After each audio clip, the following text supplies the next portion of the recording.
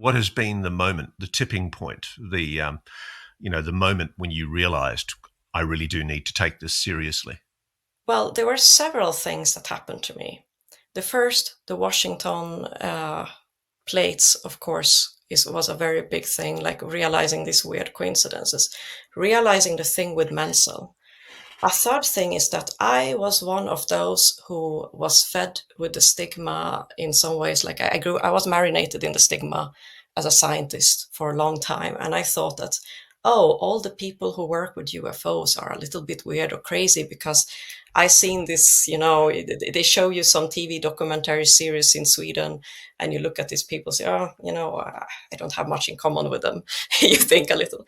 And then you realize you meet the people who work with UFOs and it's super talented, brilliant, smart, successful, much more healthier in all possible ways than normal academics.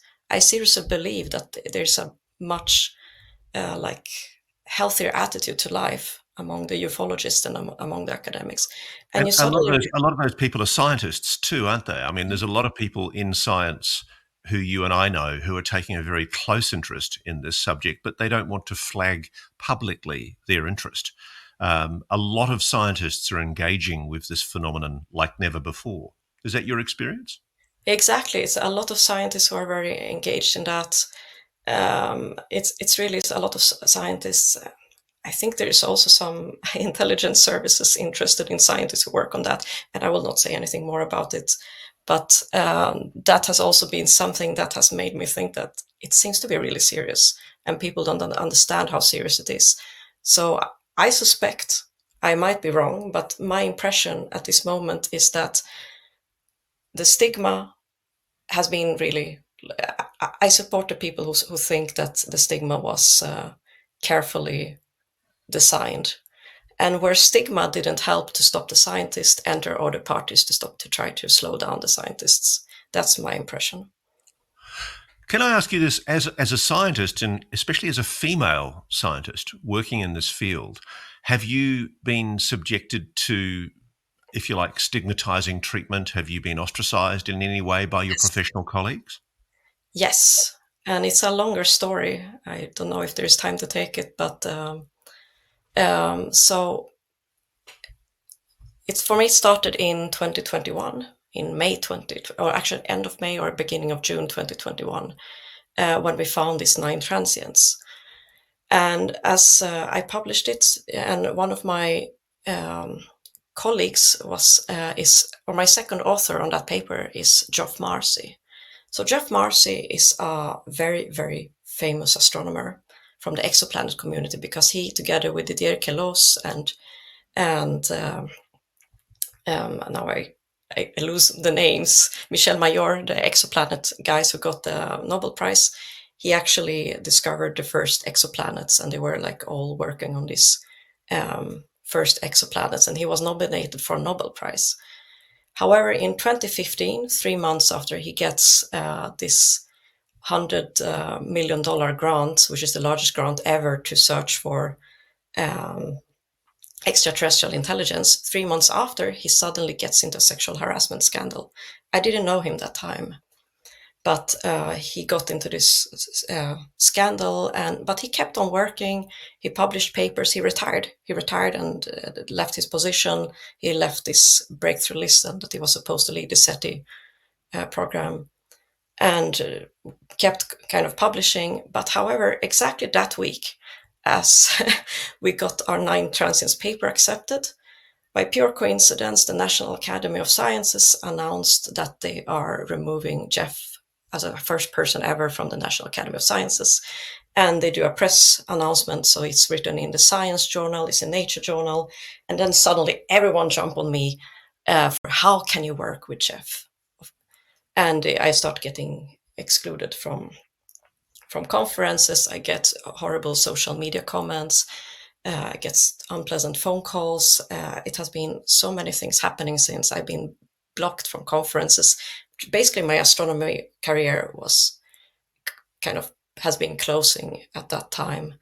But the problem here is like for example, I had one offer that came from the SETI Institute about applying to become affiliate. If you become affiliate, it means you can get grants. And this came at the same time as they knew that they would be getting $200 million. So it was a great career opportunity to become an affiliate and later maybe see if I could get some support. But then they asked me or told me that if I wanted to become an affiliate, I had to drop Jeff Marcy from all papers and from collaborations. And I just couldn't do that. It just wasn't the right thing to do. This is my collaborator. And for me, I'm really a human rights believer. For me, human rights is something so important. I believe in the right for a due process. Jeff Marcy never had a due process. He was never in court. And I believe in the right for redemption. Even if someone did something bad 20 years ago, they shouldn't be hunted forever. And these two things, and the right to be treated with dignity. And since I'm a human rights activist in that way, I just couldn't accept this offer from the SETI Institute. And since then, of course, I get rejected from conferences, and it's astronomy professors doing that. And I keep resisting what they want me to do, and I will keep working with Jeff as long as we enjoy the collaboration. Do you believe that you are being ostracized because of your stand on searching for extraterrestrial intelligence, in part? I think both things enter here. And it's also possible that some academics who are working, who are emotional about that I work with Jeff, also are being useful to some other parties who don't want people to work with UFOs. I don't know. I think it's such a mess there. So today I'm going to present a new paper, a new manuscript that I have submitted together with my colleague, Professor Kevin Chrysionas, who is working as an astronomy professor at Texas A&M and is part of these dark energy teams searching for supernovae. So let's think about the state of science in UAP research, or the state of UAP research among scientists, rather. As scientists, we often have a very, very difficult landscape to navigate. There is basically very, very little open, transparent research quality data for UAPs because of the 70 years of stigma that we have had that has made it so difficult for scientists to judge or examine the phenomenon. And when it comes to all these thousands, tens of thousands, or even more of UAP reports, the problem is that when we look at UAP witness reports, the human sensors are uncalibrated. And so, as astronomers, usually we like to calibrate our sensors, like when we watch a star and try to estimate its brightness, we want to do things very, very carefully. Then there is this awful stigma that has been stopping scientists and astronomers for these past 70 years. Now, of course, it's becoming better. It's becoming much better than it was 10 years ago. But still, a recent study in Nature showed that 69% of faculty members at American universities will not touch the topic because they are afraid of ridicule. And that is too much. Then, beyond the stigma, there is also, of course, national security interest. And that's something nobody will tell you before, when you're an academic and you get interested in the topic. You usually have no idea about that. So let's think about the near-Earth stigma, like one of my colleagues nicely phrased. The thing that we have this complete field of technosignatures and searches for extraterrestrial intelligence, SETI, as we call it, which includes like searches for Dyson spheres, searches for satellite belts around other stars, searches for radio signals, all this stuff, technosignatures as we call them. It's okay to look far away, but it's not okay to look nearby, near the Earth. So that's why we call it the near-Earth stigma. And this, of course, influences anything related to searches for extraterrestrial probes or searches for UAPs, because you will have issues with getting things published because it's so sensitive. Many astronomy journals won't even touch the topic. You'll have limited acceptance in conferences, and you're going to have And there's a preprint server where all astronomers can put their papers. You can wait for weeks until your paper will just go up there. And also, it's going to affect collaborations because many people, even if they're interested, they feel too shy. Here's one example. So there was this astrobiology meeting this year that had technosignatures on the schedule. So Dyson spheres and SETI and all the stuff. However, I sent her an abstract describing my searches for extraterrestrial probes around the Earth, and I was told that the abstract was not relevant to the meeting. Anyway, something happened backstage and I got an invitation later, so I was very happy. I have still no idea what happened.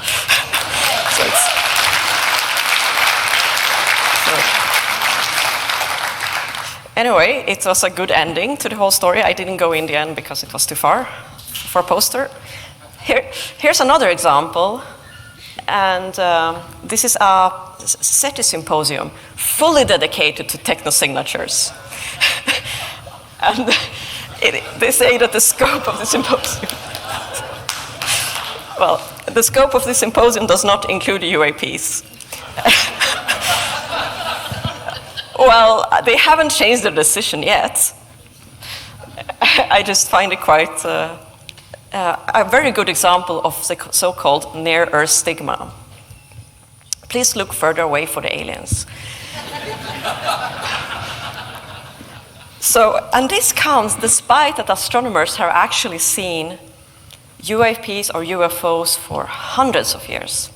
Jacques Vallée has compiled a wonderful list of all examples that, or not all examples, but many examples of scientists and astronomers, what they have seen during the last hundreds of years. And here we see an example with a famous astronomer, Charles Messier, that saw like dark objects moving during a lunar eclipse. And it wasn't birds, and he was trying to figure out what it was, and we still don't know.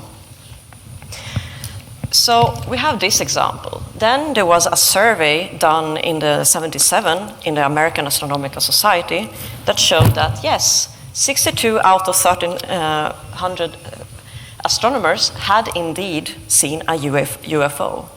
But still, the most common argument I hear among my colleagues is, oh, if there were UFOs or flying saucers, our surveys and telescopes would have seen that. And since they don't, they cannot exist. So we see here by the survey that that argument is completely wrong. Here is another example. In 1956 until 1975 at Harvard University, there was a beautiful project that started, led by Fred Whipple, who happened to be a previous PhD student of another astronomer called Donald Menzel, some people might be familiar with. Anyway, Fred Whipple, together with Alan Hynek, they started a project called Operation Moonwatch. And they put out 12 telescope stations or observing stations around the world to track the first satellites that were launched. And of course, these observing stations were reporting back to Harvard with their sightings and things they've seen. And indeed, as Jacques Vallée uncovered, there were 36 UFO reports among these in the Operation Moonwatch. And again, we see astronomers have been seeing UFOs for a long time. So there's some disinformation also going in the field of astronomy due to the stigma. So, however, as astronomers, we like to be we like to have calibrated sensors, and we like to have very clear detection. So what is actually constituting an observation? Well, it's a clear and measurable detection. You should know where it happens on the sky, when it happens on the sky, under what conditions. Was it cloudy? Was it a full moon? Was there any other things that one needs to think about? Is the observation real? Because sometimes you can also have like camera, optics, and similar things that can affect. The problem when we think about UAPs is, of course, that you have unplanned sightings. And it's much nicer if one could see them with proper equipment for astronomers, because then you have control over the instrumentation. You can easier deduce what you see, rather than if you work with uncalibrated sensors like humans are. And today we'll of course also have another problem when it comes to reports that one can receive, and that is the deepfake risk. Because as astronomers we are used to judge things on the sky, but we are not very good with distinguishing if someone would come to us with a fake video of a UFO. So we quite need our instruments to help us with this issue. So here, my colleague, Kevin, he's actually coming out here as a UFO witness. He was already for several years as a kid observing. He liked observing since he was a small child. And when he was 10 or 11, he actually saw something flying saucer-like, quite similar to the Chicago O'Hare sighting. And he describes it in the paper. We include his testimony for the UFO that he still to this day could not explain.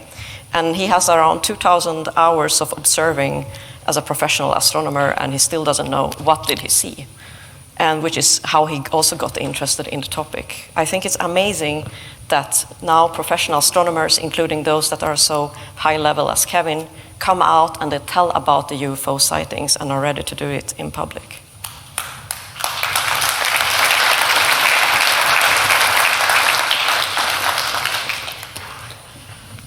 So we were thinking a lot with Kevin, so how can we facilitate the road for astronomers to study UFOs and UAPs?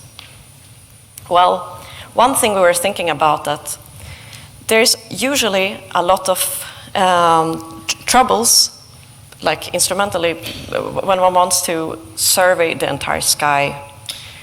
Let's say many people, like this common argument, like I will take an example of a colleague of mine. He said something or wrote something in a newspaper that they have this famous Wiki Transient facility, this wonderful telescope survey that stands in Mount Palomar. And if there were UFOs or flying saucers, they would have definitely seen them. Well, the first thing is that they are having telescopes that are big and professional. These telescopes are designed to watch things that are very faint and far away. Things that are very bright usually saturate the image and they get thrown away because people simply don't use these saturated images. So there goes that argument. And usually if you would like to survey the entire sky with such a telescope, you would have to spend a lot of time because the sky is quite big. So instead of using these big telescopes, if you want to search for UFOs, of course, the naked eye is the best. The naked eye or a small sensor, something that allows you to capture the entire sky at the entire time, and something where the dynamic range issues are not so prominent. So, for example, they use that for meteor research. However, meteor research has one thing that makes it very simple, and that is that meteor events are very predictable. You know, kind of more or less say when there will be meteors. I think the sound vanished. Did I?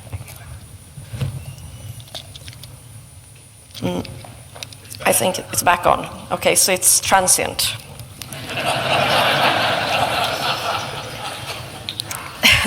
So, going back to the meteor research and the transient UAP events, the UAP events are less predictable.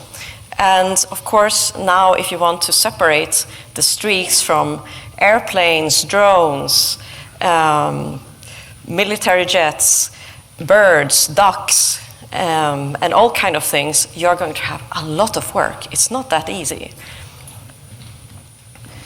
So you have a so-called needle in the haystack problem when you are searching for UAPs in the atmosphere. However, we know that the militaries can do it because they have been working with these things for decades. They are actually the experts in looking for things that are unknown or artificial unknown objects that can be harmful for us. We astronomers, we are not really having that expertise. But what we are good at is usually searches outside the atmosphere, and that's where we can excel, and that is the parameter space that makes that astronomers certainly have dominated. So where I'm heading is that I think astronomers are going to have an easier time if they stay outside the atmosphere. And also it kind of reduces some of the national security concerns if one only looks for satellites and not every secret airplane that might be moving in the atmosphere. So that was one thing we were thinking about that could simplify the life. And we know that there's a lot of really good projects going on already research-wise. Like, for example, in France, they have the Stigma Society, where they are doing very hypothesis-driven, very scientific studies of, or examinations of good case studies of UAPs. So I just want to highlight, because they do really nice work. And of course, we have already heard about the Galileo project, where they do these amazing surveys, and they've done very good scanning of the entire sky. And I'm not going to go back to it since you already heard about it. But there are really excellent UAP projects going on now when one searches also inside the atmosphere. I'm still I'm a person that likes to be a little lazy and minimize the number of false positives that I work with when I work with candidates. And we were talking a little bit more with my co-author, and another thing we noticed or have been thinking a lot about is that there is this UAP is now a very, very broad category. In many ways, it's what remains when you cannot explain something with natural phenomena or human-made phenomena or terrestrial in any way. So what remains is a so-called UAP. It's also a so-called dumping category. You throw in anything there that doesn't fit your expectation. It's all anomalies. But 70 years ago, one was talking very concretely about flying saucers. If I ask you to think about a flying saucer, most of you will have an exact image of how a flying saucer looks. If one tells someone on this, maybe not in this audience, but generally if you go and ask someone outside on the street how a UAP looks, they're going to have many different ideas of how that could be looking. It's much easier to imagine the flying saucer, but if it's easier to imagine it, it's also easier to construct an experiment where you can look for it, and where you can look for it with calibrated, measured ways, and so that you really can design a careful experiment to see are there flying saucers or not. And so to try to elaborate on my thinking, when people work with witness reports, usually they use the so-called exclusion method. They see, okay, this is not an airplane, this is not a satellite, this is not a bird. And then at the end, they arrive at something that they can't explain, and they call it UAP. Then one can do a sky survey that is exploratory driven, like, for example, we saw previously the Galileo project, where you search for everything, you have a broad discovery, and it can be scientific when one applies this kind of, it's always scientific, but you can also have this hypothesis test that one applies on the data after the exploratory phase, which is very powerful ways of working with it. But one can also do very clear and targeted experiments where you are testing a hypothesis directly.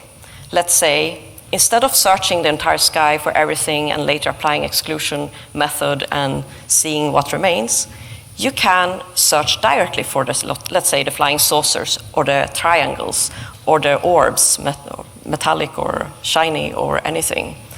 And when you do that, when you work in a hypothesis-driven way, you're actually applying the most classical scientific method, where you gather some information and you build a hypothesis, you design an experiment specifically to test that hypothesis, and you do the test and you see whether you can reject your hypothesis or not, or if you have to modify it, and you evaluate the results at the end.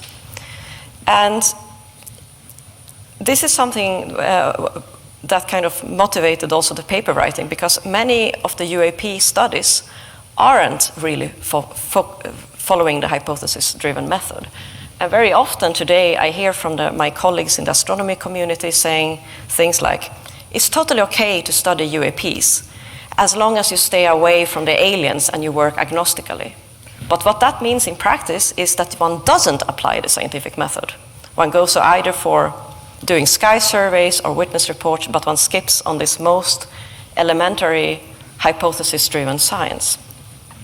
But hypothesis-driven science has been leading to, I mean, that is the basis of discoveries. Sure, there are discoveries also made in other ways by chance, serendipity.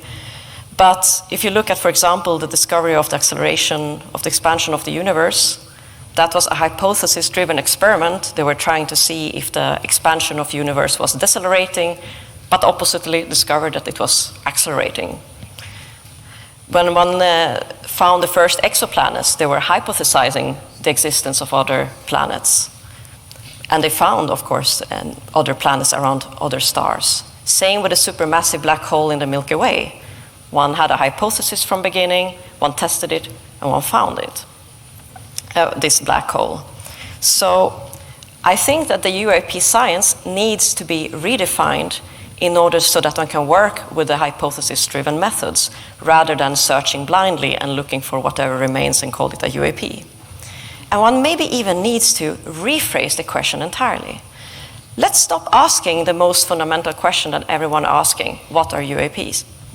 Because I think even the question like, what are UAP or what is the origin of UAP is so extremely broad that we are at risk of not advancing our understanding, like it has been stalled for many years now. Let us instead ask much more specific questions that can be answered through hypothesis-driven science. First, do they cause an aerial or maritime hazard? We have heard that yes, but can we show that scientifically? Another very clear question that can be asked through hypothesis-driven science is, do UAP cause health damage? And the stuff that I'm interested in is to not even mention UAP, but directly ask, can we find artifacts of non-human intelligence? And I'm thinking, not only in space. Yes, it's nice to search in space. We can search also in the atmosphere, even if I just argued 5 minutes ago that we shouldn't. One can search underwater, like Tim Gallaudet was saying yesterday. This is an amazing, unexplored parameter space. But we can search also underground and underground. And even if something that really would be needed at this time, it would be some kind of institute that organizes searches for non-human artifacts, ET probes, and everything in all these search domains, organizes them and conducts them in a way that is systematic. I think if we could do or manage to do something like this, it would be possible to really push the frontier of the topic and fast. Here's an example from Sweden, an example I'm always very excited about. So 2011, 2 divers, I think they were diving for champagne bottles in some in the ocean there outside the Swedish coast. They found an object that you can see here on a sonar image that was circular and also had many right angles and many things that looked artificial, as you can see on the left image. And they were very, very surprised because that object was something like 60 meters in diameter. And here you can see on the right side, it has like a wall molding, it has these right angles, it's a wall, and a lot of things that looked very, very artificial. And it seems to have been there before the Ice Age already. So it became a quite big thing. It's called the Baltic Sea anomaly. And in many ways, they thought that maybe this is a crashed spaceship, extraterrestrial spaceship, or maybe it is some kind of non-human artifact, some construction, or maybe even a construction from an ancient civilization. They were not sure, but they were just sure that this looks artificial. The object is further covered in burnt biological material, and we don't have volcanic activity there, which made it even more interesting. It was dismissed as a natural rock in Fox News by scientists who, they got a sample that wasn't from the rock itself, but was from the surroundings, and they told to the news that this is just an ordinary rock. However, there was no paper, no preprint, and there's no data to share. And the sample wasn't even from the object. And that thing remains very, very interesting. And as far as I understand, the divers also reported electronic malfunctions when they went there. When they went there, they were surrounded by these boats from NATO, Sweden, Russia, all watching them diving, and they were wondering, why are they all here watching us? And nobody has managed to, of course, retrieve this huge construction or object, or whatever that is, natural or unnatural. But I think this is an example of the kind of objects one would need to study. We would need to study candidates for non-human artifacts and see if they are or not, in order to really progress the topic. For that reason, as a small hobby thing, also with the OceanX team and with UAP Sweden and some people from the Vasco project, we created a small citizen science crash retrieval team. So we have this web page, and if anyone is aware of any interesting crash cases, just let us know. But we only actually work in Europe in order to stay within the European laws. And the goal is, of course, that we are hoping to inspire more citizen-driven crash retrieval teams to look into this so that we can actually get an answer. We don't need to wait for governments to release all the data if they don't want. Maybe we can actually try to find these cases and explore them ourselves, dig up material, fish up material, and of course, once we have done the data gathering, maybe we can also send it to laboratories with scientists and collaborate to get definitive answers. So that's kind of the back idea we have. And my background, of course, is that I'm interested in looking for non-human artifacts in space. I'm extremely interested in the extraterrestrial hypothesis. And I think many of you, of course, are aware of that there are very good reasons to be interested in the extraterrestrial hypothesis, given how many stars we have just in the Milky Way. And we have something like between 9 to 40 billion of planets that look like the Earth just in our Milky Way, that are even residing within the habitable zone where you can have liquid water. And we have found the basic building blocks of life, like, let's say, amino acids, the building blocks of proteins. They have been found on meteorites and asteroids. But so far, one hasn't confirmed any life outside the Earth, not even microbial, even if we have all these fantastic preconditions. But further, as an astronomer, I also have to like Voyager and Pioneer probes.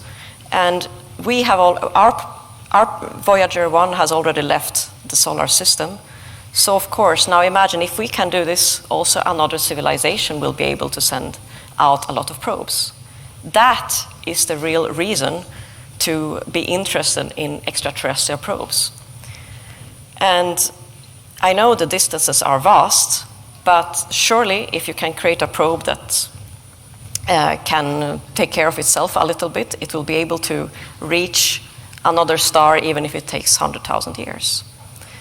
And searches for ET probes is exactly what I've been working with for the last years through the Vasco project, where we have been looking for things that flash and produce transients, like fast flashes, just like satellites do as they orbit the Earth.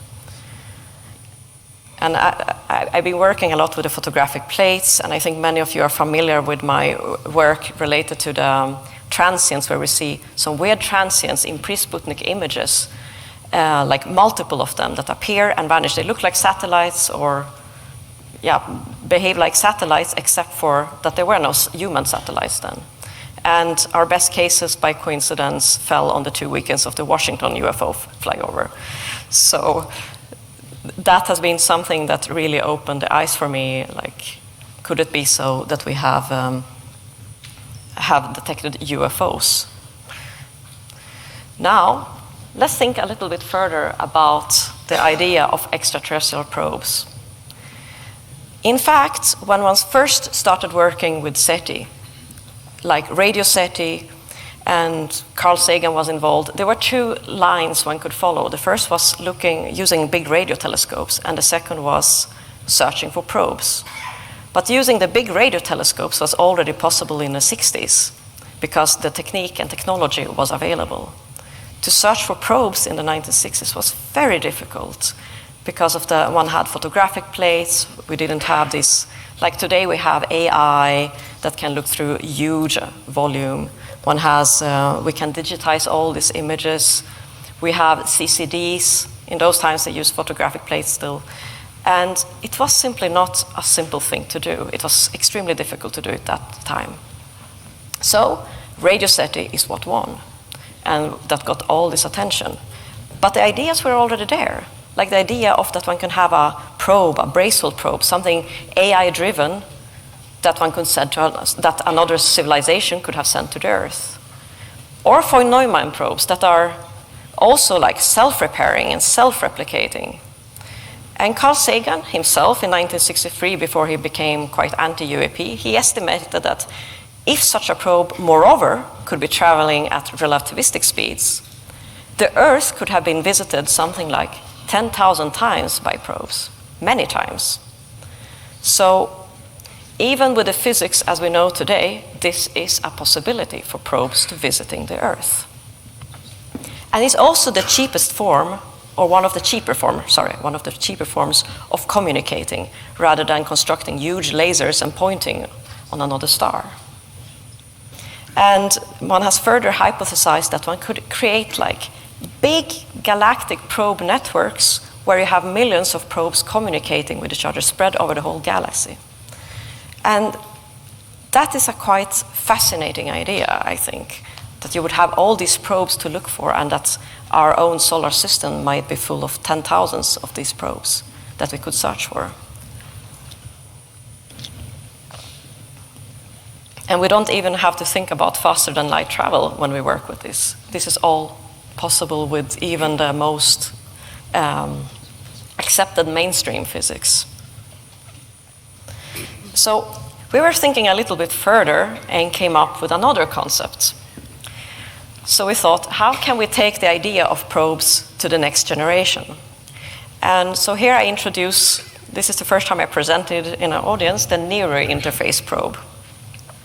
So imagine, first, if we go back to the old idea, that you have an ancient galaxy-wide network of AI-driven probes all over the galaxy. So you have millions of them. They are repairing themselves, they are self-replicating, and these probes could also have, let's say, a component that allows human-brain interaction. So today, I don't know, how many of you are familiar with Neuralink? Yes, so one installs something in the head, and then you can communicate the probe with the brain. And here, the idea is that you could use the same thing, except for that instead of having some kind of chip or so, maybe a more advanced civilization would have discovered that a method to actually communicate between the brain and the probe. So can I just ask quickly, is there something wrong with the timer because it has been still? Okay, timed, great. Perfect, I will wrap up. So imagine now that you can go for this, you can have the probe communicating in that way, and you can transmit information between probe and human. You will be able to create quite a lot of interesting effects that apparently I don't have time to go through now. But the main importance is that what it brings, the main implications is that you can, not only you can search for these probes in physical form, but you can actually look for, it's going to introduce perceptual different effects in witnesses so that you can actually see something different. Each person is going to observe the event completely differently. And you can read my paper if you want to see all the implications we are doing from that. But the most important thing we say, just look for probes when you want to look for UFOs. And I will not have time to cover this very much, but that's the reason why we have the ExoProbe project, where we are creating this network of telescopes in New Mexico. We're starting there to look for things, typical signatures from probes, like fast flashes, and we're going to locate these transients, getting their distance, characterize them eventually, and bring them down. And we have finally our first telescope in place. It took 1 year to get it there. It's standing there in New Mexico, a plane wave. And it's working. It started working last week after a lot of hassle. And once we get that, we will be able to get the distances to the objects. We need one more telescope still for it at a different location. We will be looking outside the atmosphere, filtering away all the human-made satellites. And we are currently at the phase where we are trying to see how we can expand it further, and we are doing a call for collaborating telescopes. So, and by that, I'm done.